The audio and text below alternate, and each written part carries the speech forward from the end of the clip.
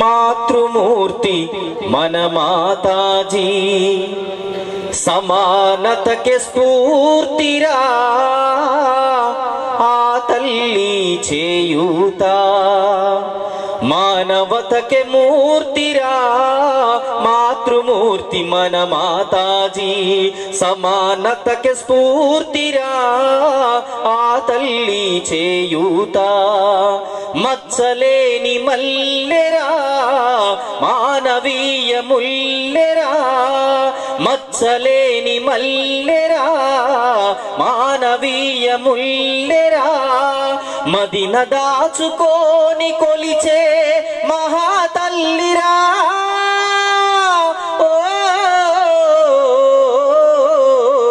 మానవతకే మూర్తిరా మాతృమూర్తి మన మాతాజీ సమానతకే స్ఫూర్తిరా ఆ తల్లి చేయూత పువ్వు పుట్టగానే పరిమళించు చందముగా పుట్టినాది మానవ సేవకు ఇలలో నా దైవంగా పువ్వు పుట్టగానే పరిమళించు చందముగా పుట్టినాది మానవ సేవకు ఇలలో నా దైవంగా దీనులకు దిక్కై నిలిచెనా ఆయమ్మ దివి నుండి భువికై వచ్చెరా దీనులకు దిక్కై నిలిచెనా ఆయమ్మ దివి నుండి భువికై వచ్చెరా అన్నార్తుల ఆకలి తీర్చి అభాగ్యులకు అండగా నిలిచి అనునిత్యం ప్రేమను పంచిన పాలవెల్లిరా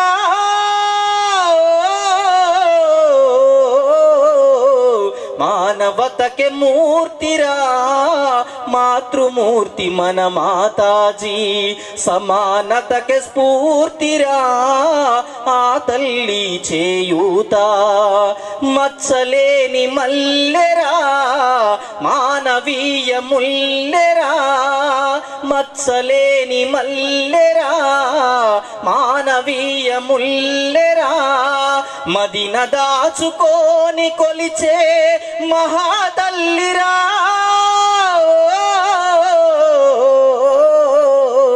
మానవతకే మూర్తిరా మాతృమూర్తి మన మాతాజీ ఆ పండుగలు నిర్వహిస్తే బాగుంటుందనేది మా తాలూకు ఆవేదన. ఇది పూర్వకాలంలో ఈ వన మహోత్సవాలు జరుగుతూ వచ్చాయి. అప్పుడు ఆనాటి సాంప్రదాయం వేరు, ఈనాటి సాంప్రదాయం వేరు. ఆనాటి సాంప్రదాయాలు ఎందుకు వచ్చినాయంటే వన మహోత్సవాల సాంప్రదాయం ప్రకృతి పంచభూతాలు లేకుండా మానవత్వానికి అర్థమే లేదు, సృష్టికి అర్థమే లేదు.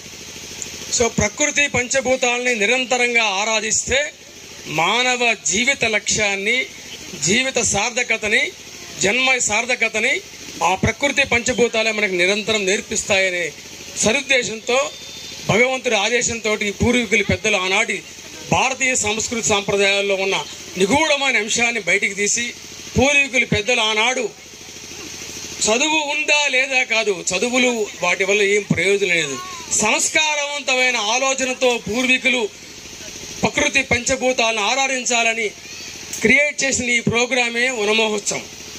ఈనాటి వన మహోత్సవాలన్నీ దాన్ని వేరే రకమైన రూపాంతరం చెంది వేరే రకమైన కోణంలో నడుస్తున్న సందర్భంలో శ్రీ సత్యసాయి ధ్యాన మండలి దానిని ఆధ్యాత్మిక కోణంలో మలుచుకొని ఆధ్యాత్మిక చింతనాశక్తులంతా మనం ఒక పొల్యూటెడ్ సొసైటీలో ఉంటున్నాం, దాని నుంచి మైమర్చిపోయి ఒక చక్కటి ప్రకృతికి పంచభూతాల దగ్గర నిలయంలో కార్తీక మాసంలో ఒక ఆధ్యాత్మిక చింతనాశక్తులంతా ఒక చోట సమావేశమై ఒక మంచి ఆత్మీయులంతా సమావేశమై కుటుంబ సభ్యులుగా ఆలోచన చేసి మంచి విషయాల్ని గమనించుకొని, మంచి విషయాలు తెలియక కాదండి, మంచి విషయాలు ఒకప్పుడు ఒకవాడు చెప్పవలసి వచ్చేది.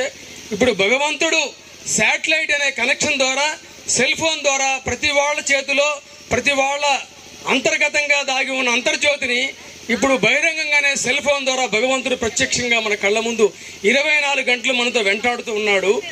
ఆ యొక్క 24 గంటలు ప్రతిరోజు నిత్యము యూట్యూబ్లో చూస్తున్న అంశాలు కొత్త అంశాలు కావు కదా ఇవి. కానీ ఇక్కడెందుకు వాటిని డెప్త్కి తెచ్చుకోవాలి, ఎందుకు నెమరు వేసుకోవాలనే విషయాన్ని ఆలోచించినప్పుడు మన వింటున్న సొసైటీ అంతా, మనం ఉంటున్నదంతా టౌన్ కల్చర్లో ఉన్నాము. ఆ టౌన్ కల్చర్లో ఉన్న పొల్యూషన్లో ఎంత అమృత వాక్యాలు విన్నా అవి విషంలాగా మారిపోతున్నాయి. ఆ అమృత వాక్యాలని ఇలాంటి అత్యంత అద్భుతమైన ప్రశాంతమైన వాతావరణంలో మనం కొన్ని వినగలిగితే ఇంకొంచెం మనలో అంతర్గతంగా ఉన్న జ్యోతిని వెలిగించుకునే అవకాశం ఉంటుందని ఈ వనమహోత్సవ సందర్భంగా ఆ యొక్క భారతీయ సంస్కృతి సాంప్రదాయాల్ని గురువుగారు ఈ యొక్క జ్ఞానమండలి వనమహోత్సవానికి భిక్షమీ గురూజీ గారు వచ్చుంటే బాగుండేదని అందరి మనసుల్లో ఉంటుంది. సహజంగా నా మనసులో అంతకంటే ఎక్కువగా ఉంది. కానీ వారి స్థాయి ఇది కాదని నేను గతంలో చెప్తున్నాను, ఇప్పుడు చెప్తున్నాను, రేపు చెప్తున్నాను. గురువుగారి స్థాయి శిష్యులు ఆ స్థాయికి పెరిగితే కానీ అందే స్థాయిలో వారు లేరు. వాళ్ళు మీరు అనుకునే పాద నమస్కారం తీసుకునే గురూజీలు అది గతం. భవిష్యత్తు మీరు చూడబోయేది ఇంతకుముందు కూడా నేను చెప్తున్నాను, మళ్ళీ చెప్తున్నాను. గురువు గారి స్థాయిని చూడాలంటే మనం మరింత ఉన్నస్థితికి వెళ్ళగలగాలి. మరింత ఉన్నస్థితికి మనం వెళ్ళగలగాలంటే సమాజమే దేవాలయాన్ని భావించి నిరంతరంగా సమాజ సేవలో సేవించినప్పుడు మాత్రమే గురువు గారి అంతర్గతంగా ఉన్న ఆత్మీయ పరిశీలన మీరు చేయగలుగుతారు. ఆ దిశగా ప్రయాణం చేయడానికి ఎన్నో సందర్భాల్లో మనం చర్చించుకున్నాం. ఇక్కడగా గెస్టులుగా మమ్మల్ని పిలిస్తే నేను గతంలో కూడా చెప్పాను, సత్యసాయి సేవా సంస్థ తల్లి అయితే సత్యసాయి ధ్యాన మండలి బిడ్డ అని. తల్లి బిడ్డల సంబంధాలలో గెస్టులు అలా ఉండదు. మన ఆత్మీయ సమావేశం ఇది, మన ఆత్మీయుల కలయిక. మనమందరం మనసు వైపు మాట్లాడుకొని ఓపెన్ అయ్యి మనలో ఉన్న అంతర్గత సాధన ఏదైతుందో ఆ సాధనని సామాజిక కోణములో, ఆధ్యాత్మిక కోణములో మరొకసారి రిమైండ్ చేసుకొని అందరం చర్చించుకొని ఈవినింగ్ 4 o'clock కల్లా కొంచెం 1% మనలో చేంజ్ రావాల్సింది ఏమిటంటే ప్రతి నిత్యము లేవగానే ప్రకృతి భూతాలకి నమస్కారం చేసుకునే కనీసమైన జ్ఞానాన్ని మనకి భగవంతుడు ఇవ్వాలా. ఆ దిశగా మనం ప్రయాణం చేయడానికి వనమహోత్సవం ఆ రకంగా దారితీస్తుందని ఒక మాట మీ ముందు అందరము చేయవలసిన సాధన. ప్రతిరోజు లేవగానే సెల్ ఫోన్ పట్టుకోవడం కాదు, ప్రతిరోజు లేవగానే భూదేవికి నమస్కారం చేసుకొని, సూర్య దేవుడికి నమస్కారం చేసుకొని, పంచభూతాలని రిమైండ్ చేసుకొని, మన పూర్వీకులు పెద్దలు మనం నేర్పిన సంస్కారాన్ని ఒకరోజు ఒక 5 నిమిషాల పాటు నెమరు వేసుకోగలిగితే, మన గురువుల తాలూకా సందేశాలను ఒక 5 నిమిషాలు వినగలిగితే ఎంతో కొంత ఈ సాధనలో మనం ముందడుగు వేయగలుగుతాం. లేని పక్షంలో ఇందాక గురువు గారు చెప్పారు, సీరియల్లో లేకపోతే ఇంకా రాజకీయాలు ఇంకా అనేక రకమైన సామాజికమైన మనకు తెలిసిన విషయాలు ఉన్నాయి. నెగిటివ్ అంశాల్లోకి మనం వెళ్లే ప్రమాదం ఉంది. కాబట్టి సహజంగానే మన మానవులందరం కూడా సమాజం జీవించాలి. కాబట్టి నెగిటివ్ పాజిటివ్ ఉంటుంది. ఈ నెగిటివ్ నుంచి పాజిటివ్ రావాలంటే ఖచ్చితంగా నిరంతరమైన సాధన లేనిది ఇది సాధ్యపడదు. అందుకని ఈరోజు ఇచ్చిన ఆ సందేశాలు కూడా మీరు గమనించారు. ఒకటి ఆధ్యాత్మిక ప్రవచనం ఏమిటంటే భారతీయ సంస్కృతి సాంప్రదాయాలు, రెండోది సమాజ సేవ. ఈ రెండు మిళితం చేసి సమన్వయం చేసి జీవిత లక్ష్యాన్ని తెలుసుకున్నదే భగవాన్ బాబా వారి ప్రపంచ మానవాళికి ఇచ్చి ఆయన చెప్పి చేసి చూపించి ఆ సంస్కారాన్ని మనం అందించడం వల్లనే ఈ ప్రపంచంలో సత్యసాయి సేవా సంస్థ సూర్యచంద్రులంత వరకు ఈ సమాజంలో నిరంతరమైన నిజమైన సేవని నిరాడంబరంగా నిస్వార్థంగా సత్సంకల్పంతో సేవనందించగల సత్యసాయి సేవా సంస్థ. ఆ సత్యసాయి సేవా సంస్థలో నుంచి భగవాన్ బాబా వారి అనుగ్రహం చేత భిక్షమీ గురూజీ గారు లాంటి అద్భుతమైన ఆణిముత్యాన్ని ఈ సమాజానికి అందించి ఒక ధ్యానము యోగా అంటే మన దేహాన్ని ఏ రకంగా పరిశుభ్రంగా ఉంచుకోవాలి, పవిత్రంగా ఉంచుకోవాలి అనేది కూడా మనం మైమర్చిపోతున్నాం. కాబట్టి దాన్ని గుర్తించడానికి గురూజీ ద్వారా భగవాన్ బాబా వారు లక్షలాది మందికి ఇటువైపు ధ్యానము యోగా, మరొక వైపు సేవా కార్యక్రమాలు కూడా ముందుకు తీసుకోవడానికి మహాసంకల్పం చేసి ధ్యాన మండలి స్థాపించారు. దానిని అంతటితో ఆపకుండా మనం ముందుకు తీసుకెళ్ళడానికి ఇలాంటి ఆత్మీయ సమావేశాలు మరెన్నో మన సందర్భాల్లో మనం పెట్టుకుంటే కానీ మనం ఈ సాధనలో నిరంతరంగా ముందుకెళ్ళగలుగుతాం. తదుపరి ఈరోజు తెలుసుకున్న అంశం ఏదన్నా ఉంటే ఆ అంశాల్లో 1, 2 నిరంతరమైన సాధన మనం చేయడానికి అనేక రకమైన అవకాశాలు ఖమ్మం జిల్లాలో ఉన్నాయి. అందుకనే సత్యసాయి సేవా సంస్థ, సత్యసాయి ధ్యాన మండలి వేరే అనుకొని ఎప్పుడు అనుకోవద్దని చెప్తున్నాను. ఈరోజు క్యాలెండరు రిలీజ్ చేయబోతున్నాం. క్యాలెండర్ ఇక్కడ ఇస్తాం అందరికి. దాంట్లో ఫస్ట్ పేజీలో సత్యసాయి సేవా సంస్థ, సత్యసాయి ధ్యాన మండలి అనేది ఎక్కడ చరిత్ర లేదు. ఈ జిల్లాలో మాత్రం అది మోడల్గా భగవాన్ బాబా వారిని ప్రే చేశాము. గురూజీ గారు కూడా యాక్సెప్ట్ చేశారు. సత్యసాయి సేవా సంస్థ ధ్యాన మండలి లక్ష్యం ఒకటే, మానవ జీవిత లక్ష్యం తెలుసుకోవడం, తదనుగుణంగా ప్రయాణం చేయటం. ఎందరో మహానుభావులు ఖమ్మం జిల్లాలో ఎంతో చైతన్యవంతమైన జిల్లా. ఈ జిల్లా అన్ని విషయాల్లో ముఖ్యంగా సేవలో మోడల్గా ఉండాలని అన్నా ఫౌండేషన్ లాంటి సేవకుడు కూడా ఈ జిల్లాలో భగవంతుడు ఉపకరించినట్టు చేశాడు. సో ఇవన్నిటిని మనం చూస్తున్నాం. అంత బాగుందని క్లాప్స్ కొడతాం, చాలా బాగుంటుంది, ఇంటికి వెళ్ళి చూస్తాం, యూట్యూబ్లో చాలా ఎంతో సంతోషపడతాం, ఎంతో లేకపోతే లైక్లు కొడతాం, ఎంతో వాట్సాప్లో ఫార్వర్డ్ చేస్తాం. వాట్సాప్లో ఫార్వర్డ్ చేయడానికి కోట్లాది ఫార్వర్డ్ జరుగుతాయి, కానీ యాక్టివిటీకి వచ్చినప్పుడు 0.1% కూడా సమాజానికి అందట్లేదు. ఇది అంతర్గతంగా అంతర్మదన చెంది ఆత్మ పరిశీలన చేసుకొని నిరంతరమైన సాధన చేసినప్పుడే అది ఆధ్యాత్మిక ప్రయాణం కిందకు వస్తుంది తప్ప మనము సోషల్ మీడియాలో యాక్టివ్ అయిపోయి అసలైన అంతర్గత మీడియాని క్లోజ్ చేస్తే మాత్రం అత్యంత ప్రమాదకరం. సోషల్ మీడియాకి దూరంగా ఉంటూ అంతర్గత సాధన దగ్గరగా ఉంటూ మనలో అంతర్జ్యోతిని వెలుగొందింపాలంటే ఖచ్చితంగా ఈ ప్రపంచంలో ప్రతి జీవిని, సృష్టిలో ఉన్న ప్రతి జీవిని మనం ప్రేమించగలిగితే అందరిలో ఉన్న భగవంతుడికి మనము అందరికీ హృదయపూర్వకంగా సాయిరామ్ అని భగవంతుడికి ఎలా నమస్కారం చేస్తామో, జై మనం భజన మండలి ఆ ధ్యాన మండలిలో కూడా ఏ రీతిగా అయితే అందరిలో ఉన్న భగవంతుని మనం సంస్కారంతో నమస్కారం చేస్తామో అలాంటి భారతీయ సంస్కృతి సాంప్రదాయాల్ని పూర్వీకులు నేర్పిందని మధ్యలో 20 సంవత్సరాలుగా ఈ ఆధునిక విద్యాలయాలు వచ్చి అసలైన సంస్కారాన్ని కోల్పోయి దుస్సంస్కారాన్ని ప్రవేశపెడుతున్న విద్యా విధానం పోవాలంటే మనమందరం తల్లిదండ్రులుగా మన బాధ్యతని మన పిల్లలకి నేర్పించాల్సింది ఒకటే. ఎవరైనా మన పిల్లలకి ఎడ్యుకేషన్ పట్ల ఇంట్రెస్ట్ ఉంటే ఒకటే పిల్లలకి తల్లిదండ్రులుగా, ముఖ్యంగా తల్లులకి ఈ సందర్భంగా చెప్తున్నాను, మీ పిల్లలకు ఒకటే డైరెక్షన్ ఇవ్వండి. వారికి విద్య పట్ల ఇంట్రెస్ట్ ఉంటే భారతీయ సంస్కృతి సాంప్రదాయాల పట్ల PhD చేయమనండి, రీసెర్చ్ కోర్స్ చేయమనండి, దాంట్లో డాక్టరేట్ సాధించమనండి.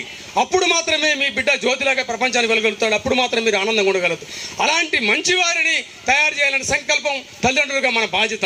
మనం మైమర్చిపోయి మన పిల్లల్ని గొప్పవారు కావాలని కోరుకుంటున్నాం. దానివల్ల అనేక సమస్యలు అనాథల్లాగా తల్లిదండ్రులు మిగిలిపోయే ప్రమాదం ఉంది. అన్నం ఫౌండేషన్ వారిని సంప్రదించాల్సిన పరిస్థితి వస్తుంది.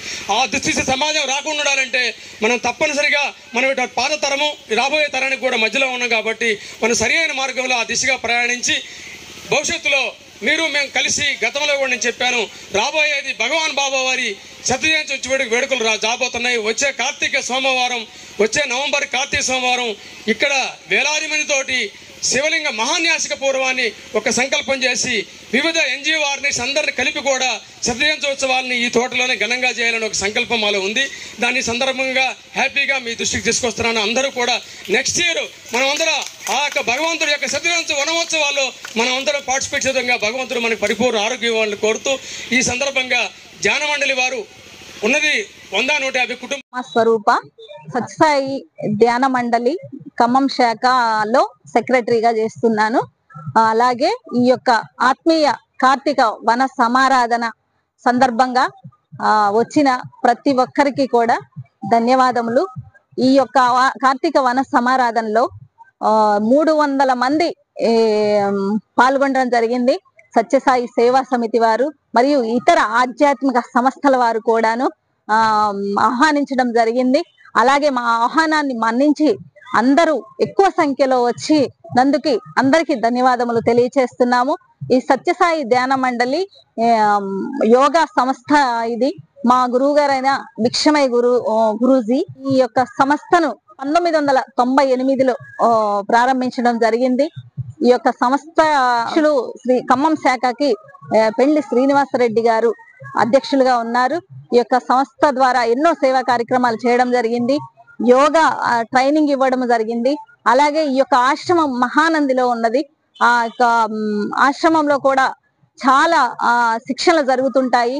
ఆధ్యాత్మికత మరియు ఆరోగ్యము ఈ రెండింటిని సమన్వయం చేసి శారీరక మానసిక ఆరోగ్యం, సంపూర్ణ ఆరోగ్యం ఎలా సంపాదించుకునే కార్యక్రమం మీద శిక్షణలు ఇవ్వడం జరుగుతుంది. అలాగే ఈ శిక్షణలకు ప్రతి ఒక్కరు హాజరు కావాల్సిందిగా కోరుకుంటున్నాము. ఈ యొక్క సంస్థలో సభ్యులందరూ కూడాను పాల్గొన్నందుకు, అధిక సంఖ్యలో ఆత్మీయులు పాల్గొన్నందుకు ధన్యవాదములు తెలియజేస్తున్నాము.